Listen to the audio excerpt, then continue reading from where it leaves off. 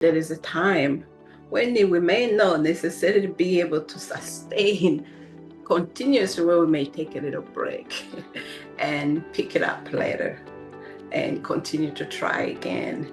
And to me, persistence also, it has to be somehow strategic and tied to the purpose in order to be able to continue to engage for a long time. That's what I mean, like adding that strategic persistence in order to be able to assess and say, well, I have persisted. Will I really be able to reach the fruit I need? Welcome to Purposeful Empathy, a show that is dedicated to amplifying the voices of people from across the globe who understand the world needs more empathy and are doing something about it. This season includes 25 incredible episodes devoted to the inner development goals. Based on the science of personal transformation, the IDG framework represents 23 skills needed for today's world. And of course, empathy is one of them. You won't want to miss a single episode, so hit the subscribe button now. Thanks for watching and enjoy the show. Welcome to a new episode of Purposeful Empathy. Today, I'm joined by Dr. Clementine Msengi, a visiting assistant professor at Lamar University who teaches educational leadership. She is also the author of this incredible memoir, Spared: Escaping Genocide in Rwanda and Finding a Home in America.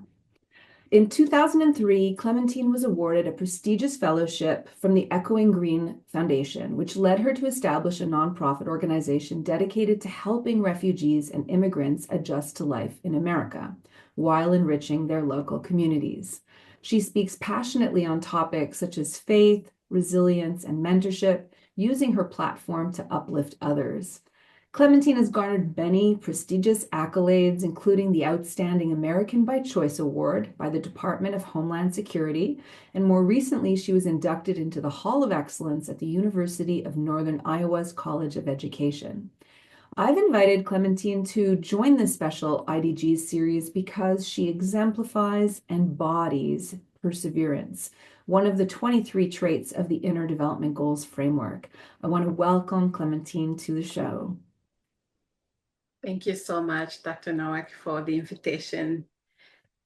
I appreciate you, and I want to say that I'm honored to be here. I'm so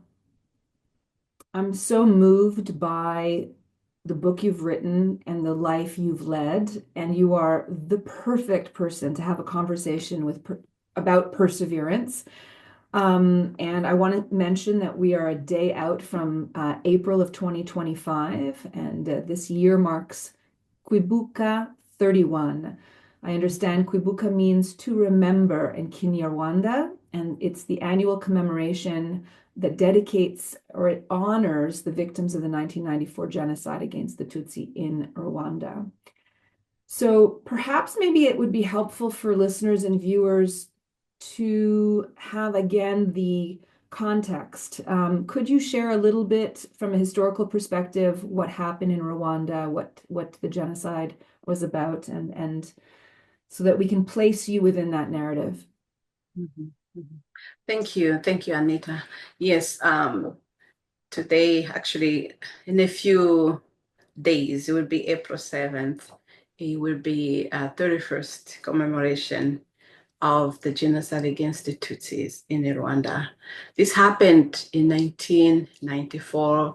Young people may not be familiar with that, or even the people who are, it happened a long time ago. People may not still remember, but that's an event. It's like one of the worst and the fastest genocide in human history. There were over 1 million people who were killed in 100 days. I lived through it. And that event sent me in hiding. During all those 100 days, I was in hiding. And by the grace of God, I was spared. And I want to take a moment to remember those who were not spared and to honor their families and to thank those who are survivors for their resilience. Mhm. And that, of course, includes your parents and some siblings, friends, and neighbors. So I think it might be useful for listeners and readers to take a moment to realize that we are going to cover a very difficult terrain in having a conversation about your lived experience. But I can promise as we unpack the history as it unfolded. You came over to the United States and started a new home in Iowa. You have continued to persevere in your life, and it is, I believe, a story of hope. And it's not only a story for me of perseverance and faith. It's also a celebration of the human spirit, even in juxtaposition with the horrors of the human depravity that was the genocide.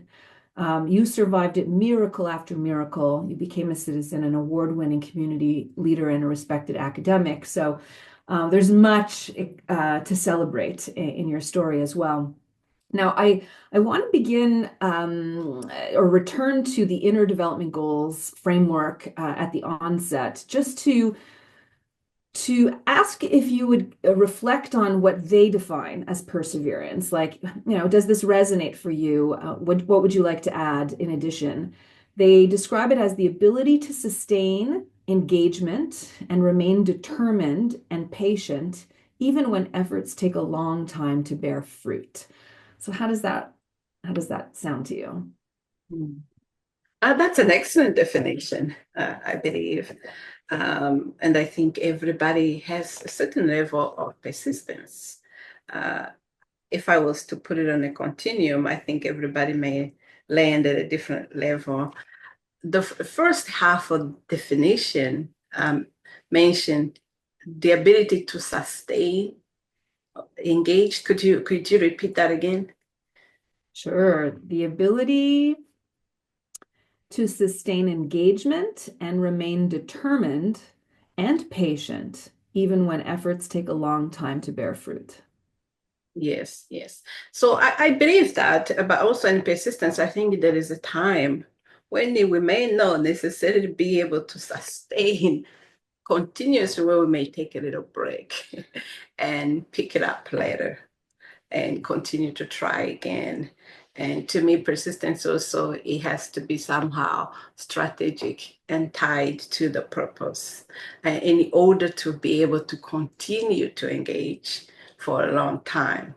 That's what I mean, like adding that strategic persistence in order to be able to assess and say, well, I have persisted. Mm, Will I really be able to reach the fruit I need? mm, Because I believe persistence doesn't always lead you to success. mm. So being able to recognize how far you are from the fruits or whether you need to change your ways of doing, I think it's important. Says a woman with 5 children, right? And all this is, in my experience, in my opinion, I have not done research on persistence. So our listeners and viewers, I just want to clarify that so they know I'm not a researcher on this topic. Right. No, fair enough. But as I Yeah. said, I think you're kind of the living embodiment of perseverance. So what the plan for the next while is to read out some excerpts, some passages from this extraordinary book that I'm going to hold up again and invite everybody who's watching to pick up a copy and order a copy. I'll read that out, Spared: Escaping Genocide in Rwanda and Finding a Home in America, a true story of hope and resilience. Um, so as I was reading it, I was underlining passages. I had goosebumps, I had tears, I had reverence for you as a sage, as a wise woman who just somehow captured so much wisdom in these pages. So I'll go through the book, I'll read them out to you, I'll remind you of the context, and maybe if you could share a few words about the feeling you had as you were experiencing that. So early on in the book, you describe a very painful moment where you were punished at school for by a teacher who felt that you embarrassed. And you write on page 55, in that moment, my spirit tore, and I scorned those who observed my pain with pleasure. My spirit pledged to do all I could to install compassion and empathy in the world, although I was too young to know the words for those things. As I lay on the floor, humiliated and throbbing in pain, I resolved to never cold-heartedly look away from the pain of others. Thank you for your comments. That example, the quote you just read, is from one of the chapters in my early education. You know, Anita, it's very interesting. I still remember where I was sitting. Some of my friends said, "How could you remember so vividly all these details? It's been 30 years, 31 years since you left the country." That's how meaningful that experience was. Because this was in second grade. And I wanted to remind our readers and our audience that it was okay to spank students. It was an acceptable practice during that time. And there was totally nothing that the teachers did that was not common. What made it more meaningful to me is the severity of the punishment in relation to the sin itself, to the mistake. Because I remember that was because I was unable to answer a question. Mm. So a punishment of that level, to me, it causes much more consequences than it solves. And the reason why I put that in there is because I'm an educator. So I'm always trying to look from an education perspective, what kind of policies do we need to implement, or do we need to revise, or do we need to get rid of? Because some of these policies have long-term consequences that we may not know. So earlier in the book, I also mentioned another incident similar to that. So I don't think I was a very good candidate for spanking because I almost dropped out. I almost just dropped out. That was not a good way for me to be educated. But as I continue to explain in the book, they finally realized, oh, this is not going to work. And they came up with other ways of punishment to me, which I think they were very fair. So that was the reason for sharing that example. Well, But I when I also was, think there was the corporal punishment, the idea that that's maybe not useful for children, but I was taken by the fact that you recognized, that some children in the class, had Schadenfreude. Took some pleasure in you getting punished publicly. And that for you is a defining moment where I would never look away from cruelty to others. Like I found that a really memorable passage for that reason. Mhm. The history, as you read the book a little further, there is a history, and I believe that punishment was tied to the discrimination that was happening in the country at the time. Discrimination for particular group, particular ethnic group, and often those individuals were punished harder. They were given, extreme ways of punishment, and that. So that also shows.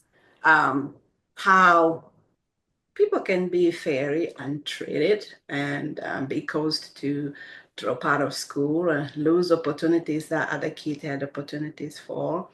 But the major thing too is when you are a kid, I think some of those kids were innocent. Honestly, I think they were just being children. Mm. But also some of with practices, adults, we learn earlier on. So I believe while some were kids, it's also important to keep, as people continue to grow, to figure out how to reteach Mm. and unlearn some of what we may have picked up as young children. So moving now to your high school education. So you won a place in one of the publicly funded national schools, which is a big deal, you and two other boys from your neighborhood. And you were sent to a school and you thrived at that school, but you discovered, you and some others, through the whispers and the rumor mill, that you and some other of your classmates, um, people were planning to kill you at school. And you write on page 83, I can refuse to allow bitterness and hatred to rile my heart. The work of forgiveness was and is a daily choice. So the plan was spoiled, and this is just as the Rwandan genocide was about to take place. It was just at the very, very nascent days. And already then you had the capacity to say, even though I can't understand it, I have to work towards forgiveness. Can you say more to that? Anita, I like how you connected those two examples. One happened in secondary school, another one happened in second grade. Mm-hmm. So during the pre-genocide Rwanda, those who were targeted, they had no break. Anytime they could be targeted for whatever. So you were just at the mercy of those in the power not to continue to prosecute you or pursue you. So as you read in the book, I was happy. I had passed the national exam. I was excited. I was celebrated. We had that big party, and I was ready. I was ready to be an adult. I mean, no, I wasn't quite an adult for secondary school, but I was ready to learn and move on to my next stage. Then I get to a secondary school, very safe in my description, in my own understanding at that time. It was a Catholic school. I didn't see any threat there. Everybody was laughing and made a lot of friends. But to my surprise, and I think to the surprise of some other people in my school, not just the classmate, the whole school, again, we were targeted. And that was something that was happening during that era. And I believe it happened to other schools, but I was just speaking from my own experiences. That was a shock for me. Mm. And what shocked me, Anita, is because some of those people, which we later discovered, who were part of the whole plan, some of them were my best friends. Mm-hmm. Mm-hmm. People you spend time together, praying together, Mm-hmm. laughing, your girlfriends, and just having a good time. Just to wrap my mind around it and say, oh, wow, this is one of the girls we were just giggling not too long ago. Mm-hmm. Now she is part of this plan. Mm-hmm. Just think about that level of betrayal Mm-hmm. in the mind of a teenager, young teenager. Mm-hmm. But as I was writing the book, I sat and reflected. I said, what is it? What is good comes out of sitting on these horrible memories of betrayal for the rest of my life? Mm-hmm. I had to make a choice. Mm-hmm. I can continue to hold on that, or I can let it go. Mm-hmm. That's why I say forgiveness is a daily choice. So I made a choice because holding on, it's like holding on poison. Mm-hmm. You can have just to let it go and then lean, for me, my case, lean on God and say, God, give me the strength to heal, Mm-hmm. to move past this, and to trust again. Because it's easy to lose hope and faith in humanity after you experience things like this. But how can you when there's also so much kindness out there? I don't want to miss out of that. I want to enjoy the beauty of the good people and the kindness that still exists in the world. So I didn't want to let this type of actions define how I'm going to live the rest of my life. It's incredible, and it gets worse before it gets better. So we move on now to You on the Run, which begins with I have this vivid description of your father racing into your home. You'd come back from high school, everybody was celebrating your completion. I mean, it was just reverie in your home. People had traveled to be there. And on the heels of that, your father runs in and says, "You have to go now because you are target 1.0. Like they are after you. You have to run." And it, so it's terrifying. And you were moved around, and different people helped you escape. And then the most incredible thing happened. I'm reading from page 123. "I've never felt more alone in my life than I did during those 3 days and nights hiding on a rooftop above Hutu militants who were trying to kill me." So can you explain what happened to you as you were, I mean, miracle after miracle? I know. Yes, that's another event. In life, we have so many events, but this event, it's like it has totally shaped, the rest of my story.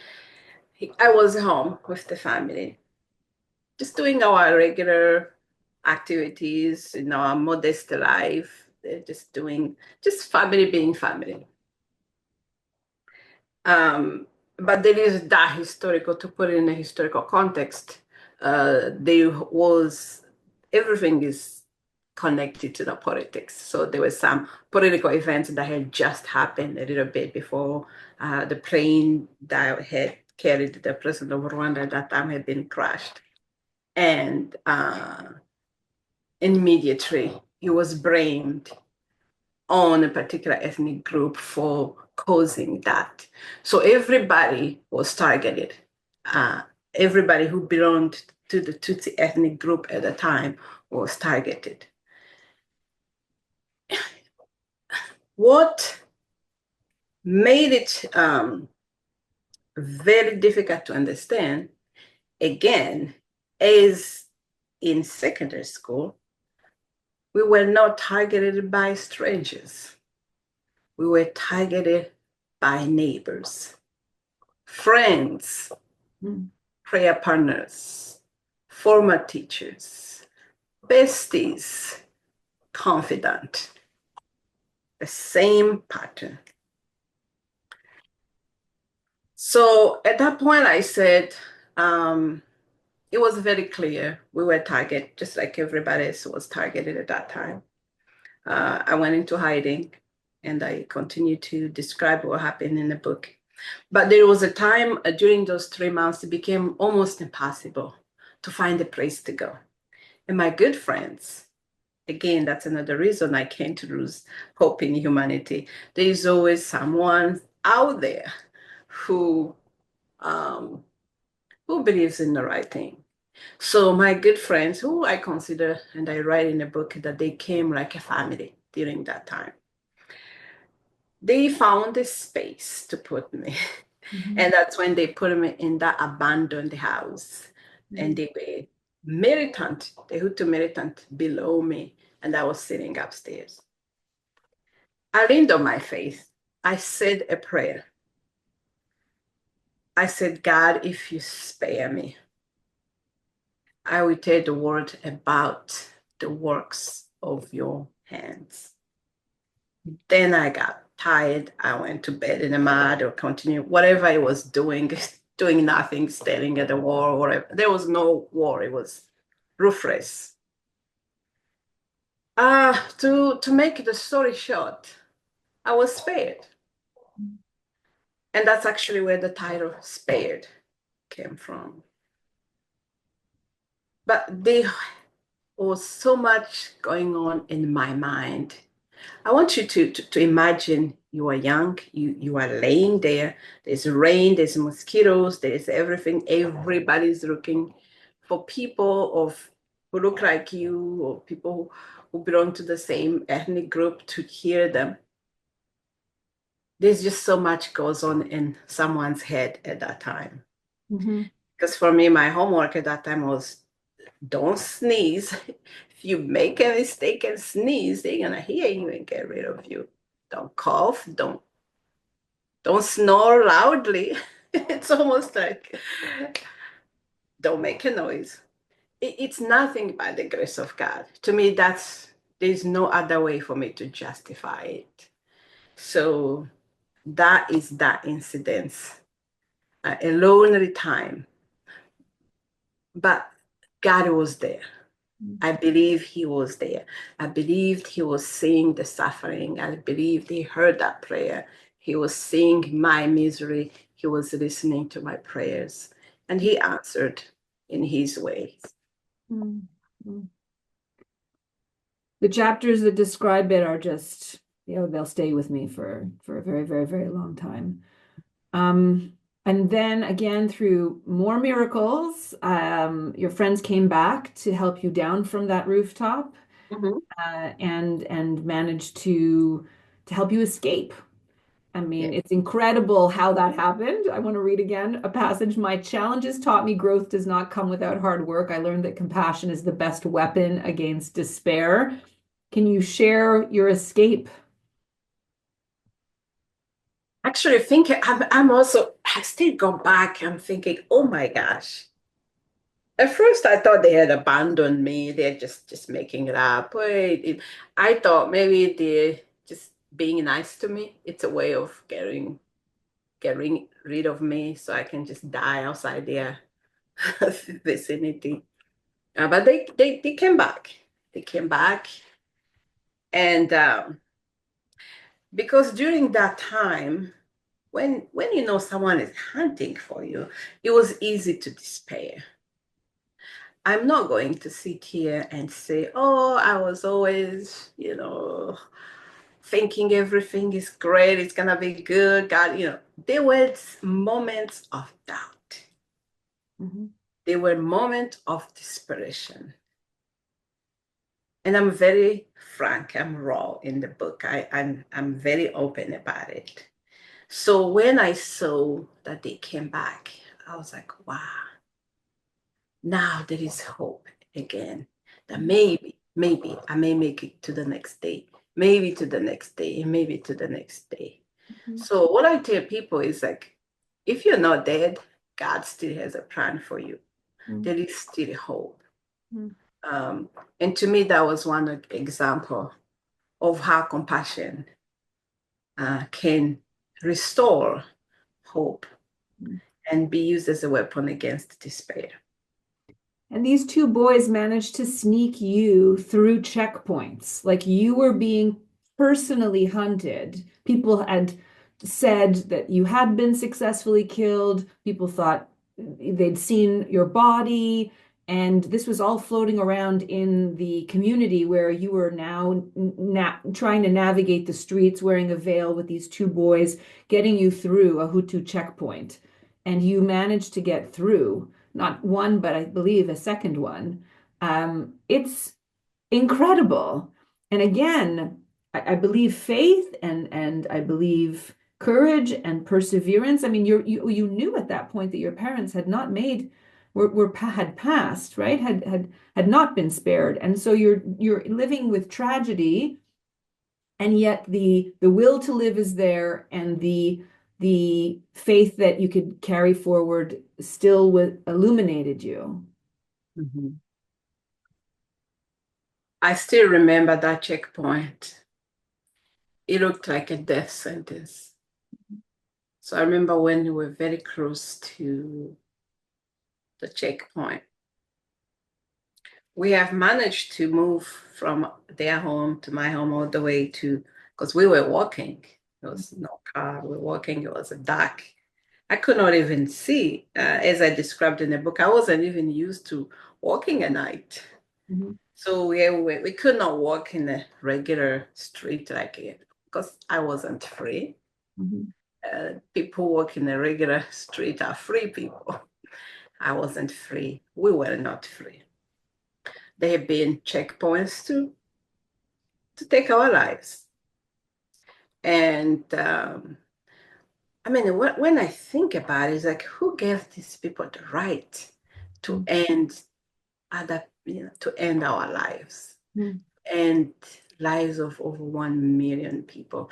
That's just, I never been able to wrap my mind around that. But before I got to the checkpoint, there were moments of doubt again. And I tried to even argue.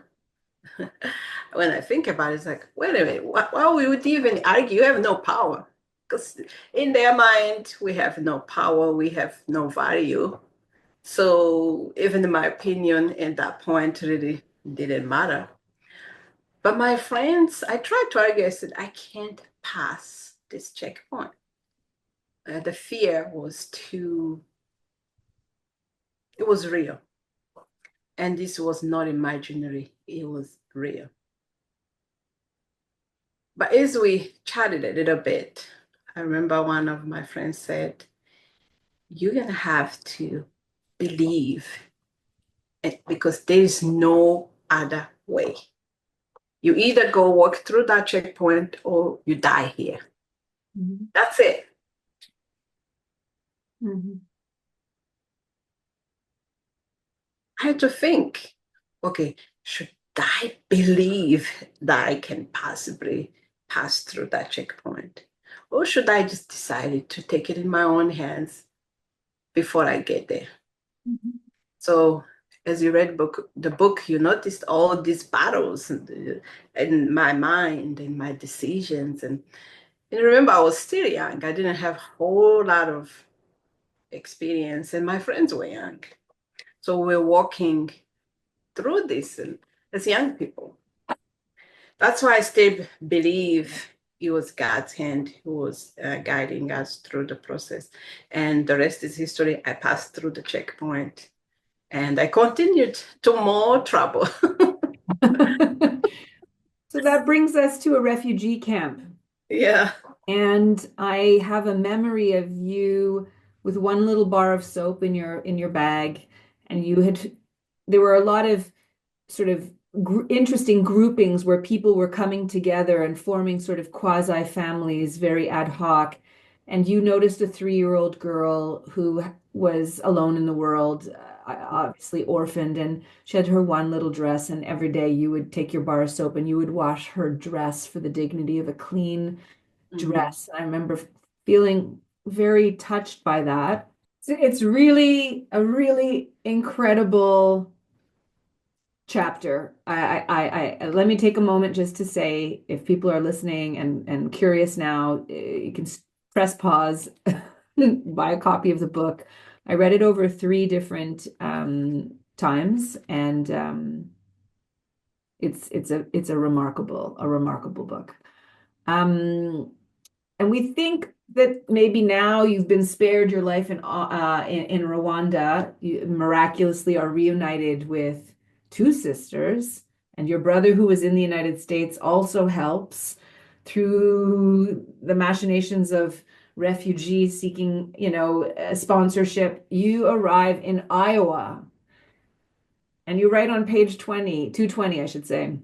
The waiting, loss, separation, and fear that I experienced during the genocide had prepared me for the new forms of despondency and despair that would be part of my cultural rerouting in a new nation. And when I read that, I was like, oh, it's not the worst. The worst may be behind, but there's still big mountains to climb. And all of a sudden, a new aperture of empathy for me broke open when I thought about you and all the new immigrants, all the refugees that come with little, realizing what a difficult path they're on. So I wonder, I'll add another story in there. Maybe you could speak to everything I've just talked about. You describe a bus trip that you take. You want to travel by yourself to go to university. You've been granted access to your undergraduate degree, and you write on page 240, accomplishing even the smallest task in my new homeland felt like it required 3 to 4 times the emotions, mental and physical energy I'd expended in Rwanda, which is just mind-blowing to me. So Tell us about your arrival and adjustment and that bus trip. Anita, let me first thank the people of Iowa. Mm. These are, to me, is their families, these are prayer partners, these are friends who watched the tragedy 1,000 miles away. And they were moved by compassion, empathy. And they said, okay, we're just not going to watch this. We are going to do something about it. Mm-hmm. And they did with open arms. Showed up at the airport, which I beautifully describe. And we found family. So if anybody from Iowa hears, thank you. Thank you. They were amazing. So now, back to your question. I don't know if you're a psychologist or not, but by then you can tell that I really want to be as on my own as I can. Because I was not a minor any longer. And I felt it was my responsibility to do my very best to stand on my own feet without burdening the loving and the kind souls who have welcomed me. They've done a lot. I said, well, let me try. At least find myself a bus ride, get myself to school. So I don't have to ask my new family again, would you drive me 20 miles back and drive me 20 miles back to school? I thought, hey, you are not a kid anymore. Why don't you figure out the bus on your own? Even children, I don't know how old your kids are. Sometimes they tell you, oh, I can do it by myself. So that's what I tried to do. I don't think it was a good idea, but it was, yeah, I learned from it. It was premature. I could have taken a little bit more steps to be better prepared. Mm. And I included that to probably encourage other newcomers. It is okay to ask for help. Mm-hmm. Mm-hmm. Resilience doesn't mean you have to do everything on your own. Persistence doesn't mean you have to walk the journey of life on your own. It is okay to say to your classmates, to your friends, to your family, to your church friend, hey, how do you take a bus from here to there? Mm-hmm. So that was my effort to be a grown kid. And I learned it because my family and friends were so generous. They were always there. They were always doing everything I needed to ask, but I just didn't want to always ask, always ask. I thought, oh my gosh, let me do my part. Mm-hmm. That way, as a grown up, do a little bit on my own. And that's when that lesson comes. Hopefully we help someone else. Yes, because we don't want somebody to take a bus ride and to travel 3 times on the same path, only to arrive at the terminus and say, "Oh my goodness, that's it. I've got to make it back by myself." Yeah, that was also a stunning chapter.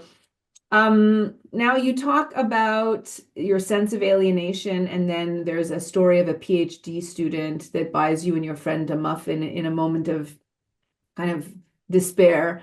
I'll combine again a couple of paragraphs here. So page 248, the sense of alienation, of being cut off from anything familiar, is overwhelming. All is stripped away, and you live in an exhausting world of unrelenting struggle to be understood, to be respected, to hear, enjoy, taste, and touch the simple things that everyone else knows so inherently that they do not even know what they know. So that's just the sense of like a newcomer. And then you had the experience of being hungry. You and your friend cobbled together like $2, I think. You put some money in the machine. Yours got swallowed. Hers got swallowed. You tried to shake the machine. Nothing worked. And then page 256, a PhD student sees you and buys you some muffins. He had the insight to see us and ask what we preferred to drink, a small but vital gift. It gives me, even through a sweater, my goosebumps. It's not that he just bought you food as you were preparing to write an exam and you had no money and you were hungry, but he knew that to really allow your dignity to shine, why not ask you what you would like to drink? I found that detail so important. Yes, and that's another example, Anita. That was like, this story, it doesn't seem so deep, but it was very important to me. He's my other friend from Spain. And here we're sitting, we're studying, we're giggling, we're practicing our English words, quizzing each other. Then we're like, oh, let's get something. And then, oh, here's my daughter. She's more she's more sharp. If we say out of the two of us, she's sharp. She's more outgoing. I'm a little shy. I'm a little. So we go to this machine and it did what it did. So she whispers in my ears a plan that we're going to shake it. I'm looking at her, I'm like, okay. So she started to tilt it. And I help her. We're kind of, I'm also looking because I'm embarrassed that we are shaking this machine. Again, you want to maintain your sense of dignity. Here, two girls, fighting with a machine. Gee, just so. And that's when that friend comes, a friend of mine from Ethiopia. He sees that. He understood it. He understood what was going on, and he comes and he said, hey, what's going on? So he didn't embarrass us or anything, and I was hoping nobody saw us, but he did, and that's when we get that drink and we run back and go study, and we're all giggling and all that. So basically, to me, the reason why I shared that story, I said, oh my gosh, there is so much training. Even people, how to welcome newcomers, because oftentimes they don't know what they don't know. It requires someone from the host family, the host country, to say, did you know this does this? Did you know? So when you use the model, from Africa, we use this, I would like to use this Ubuntu framework, which everybody's connected, and we are very community based. When you move in a more individualistic society, where you expected to know a lot of things on your own, but sometimes it doesn't really work. So helping people understand the journey of newcomers, because it's not that people don't want to help, they may just not know how.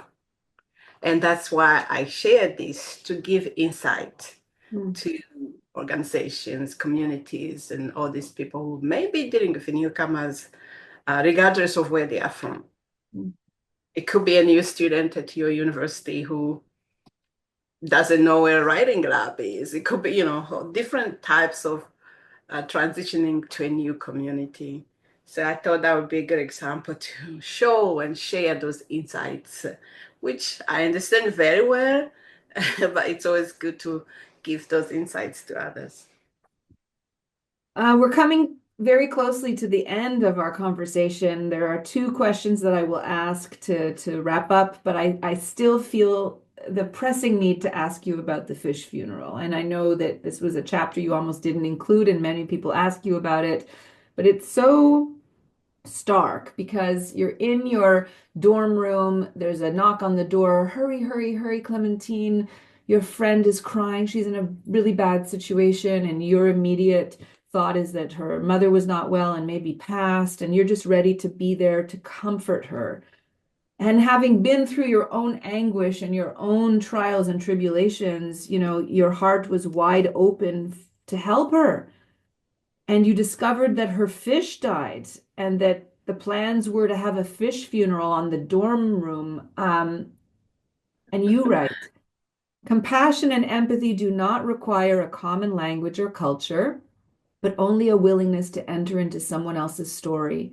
We grow as we learn to speak the language of compassion, and in so doing, strengthen the tapestry of the human spirit, no matter our race or culture. How did you feel that this moment of the fish funeral was deserved to be elevated to such a place of compassion and empathy, given your own experience? It's so amazing to me. I'm glad you asked that question. This is my best friend, and we're still friends actually, even today. I tend to be a very loyal friend.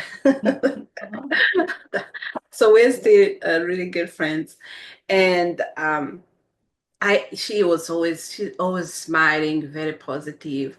And then I hear, oh my gosh, she's crying. So my heart went, and I thought her mom had died because her mom was getting old, and I was getting anxious, and I was getting really nervous for her, what is going to happen, and if her mom dies, how she's going to deal with all this grieving. She has school, so I was already impacted by that idea. So we get there, I found that it's a fish. So I almost said, "Oh my gosh, I'm so glad it's a fish," but I didn't. I was relieved it wasn't her mom, but then I thought, oh, it's a fish. So I had to take time to think a fish, but then I look at her, she is crying. Her tears and they're real. So immediately my heart just connected with hers because her pain was real. And to me, when you think about someone's pain, we don't compare pain. This pain is not better than this pain. This pain is not, there's no need for us to go around and compare. Pain is pain. And at that point, I felt what we needed to do as her friends were to be there with her. And that's all of us were doing. We were there for her, to support her, to go through that moment of pain. Uh, Regardless of the culture. That incident, there were people from different cultures. I think I've beautifully described it. People from Asia, people from Iowa, and she was born in Texas, and here it was me. We didn't care. All we wanted to see, we have a friend, and this friend needs to be comforted during this time of her pain. That's beautiful. That's beautiful. And spoken from you and what you have lived, it has so much weight. There's a really important message for everybody who's listening and watching right now to hear that. The pain is pain, and we can show up with empathy and compassion. It's not a competition. And even those who have experienced, objectively greater hardship still can have the capacity to extend empathy and compassion regardless of the circumstance. I think that's such an important message. So, okay, penultimate question. I'll again read something from page 279. One of the most traumatic aspects of the Rwandan genocide and any war is the instantaneous and utter paradigm shift that comes with the rationalized and celebrated debasement of human dignity. Without tenacity, I would have laid in the mud and given up. Without resilience, I would have resigned to injustice and grief and refused to push past my pain. So you persisted, you persevered. You also persevered through many challenges in the US. You went on to earn a doctorate, raise 5 children with your husband, who also has a doctoral degree. I wonder what advice you would give to others who may be facing overwhelming challenges right now. What kind of perseverance advice would you give? Thank you for that question, Anita. My story, as I described it, I was very open. It was hard, a hard journey. I did not walk that journey alone. I walked that journey with God and His people, the community that He has given me, and the strength He had put in me. So, what I would advise for anybody who's going through their own challenges, first, don't give up. If you're still breathing, there's still hope. But then reach out and say, what strength did God give me to carry me through the next steps. And for me, as I reflected in my book, I always went to that place of gratitude. I am facing this, but I have overcome this. And I still have this to move to the next step. So with God on my side, with loving community, loving family, and God-given strength, I could continue.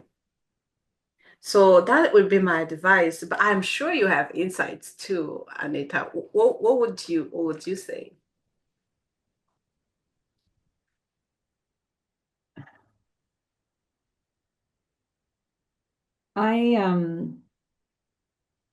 I don't think there's anything that I could add to what you've shared, only knowing what you've lived through. I mean,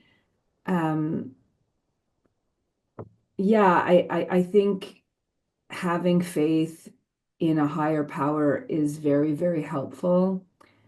I imagine that there were many people who perished during the genocide who had faith and were praying to God and didn't make it. I remember there's one passage where you're describing at the refugee camp a man who you were inviting to a prayer gathering, and he was like, "What's wrong with you? Do you realize that God has abandoned us? Like, how could this be happening?" So I think there's an element of drawing strength from something that is transcendent, much bigger than us, that we can't explain. Um, I wonder what it's like for those who don't have a strong faith system, where they draw their strength from. And I wonder whether or not that's something that, works against them, that if they don't have a faith tradition to draw strength from or belief in God, where do they look to? But I guess the second thing would be to draw strength from community. If it's not a higher power, who can you turn to? Because as your story has shared, even though you had the worst form of betrayal with neighbors and friends, people that you even prayed with, which just really blows my mind, you still found people along the way that reached out to you and helped you at great peril, at great sacrifice. And so if it's not faith, it's community, I believe, or both. Yeah, thank you. I'm glad you mentioned about that.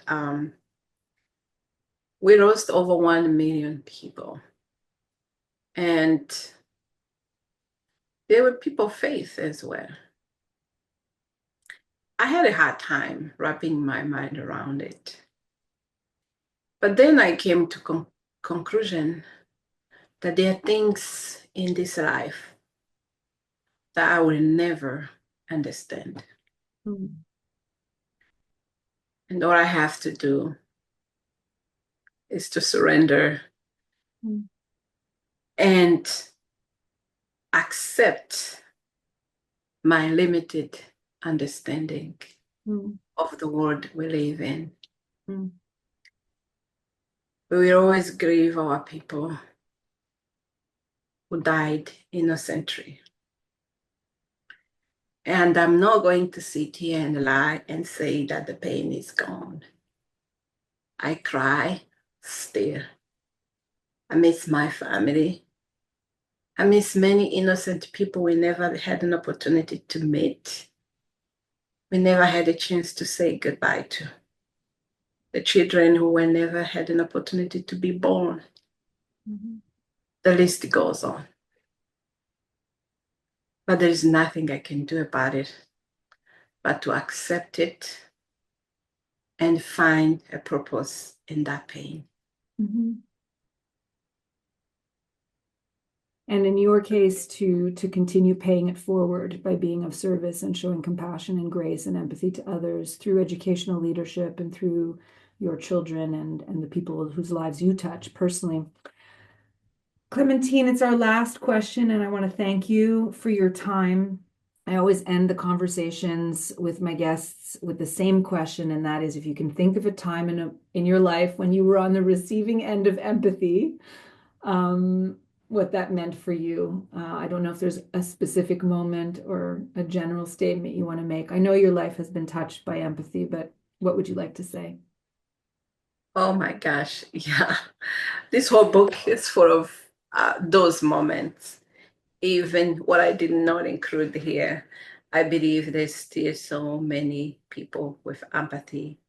And I also believe there's a lot we can do to foster more empathy in the world today in order to multiply it and move it from empathy to compassion, where people can take actions and to make our world a better place. Mm. Mm. Thank you for sharing your life story. It's a magnificent book, Spared: Escaping Genocide in Rwanda and Finding a Home in America. It was wonderful to meet you. I feel very honored. I feel very honored by this hour together. Your messages will stay with me for a long time, and thank you. Thank you so much, Anita. It was a pleasure speaking with you today. For everyone who's been watching and listening, we want to thank you so much. Remember that you can always turn up the volume of empathy in your lives. We'll see you next week at Purposeful Empathy. If you know someone who'd benefit from this episode, please share it with them. Post the link on your socials and hit the subscribe button now. The world needs more empathy, and you have an important role to play.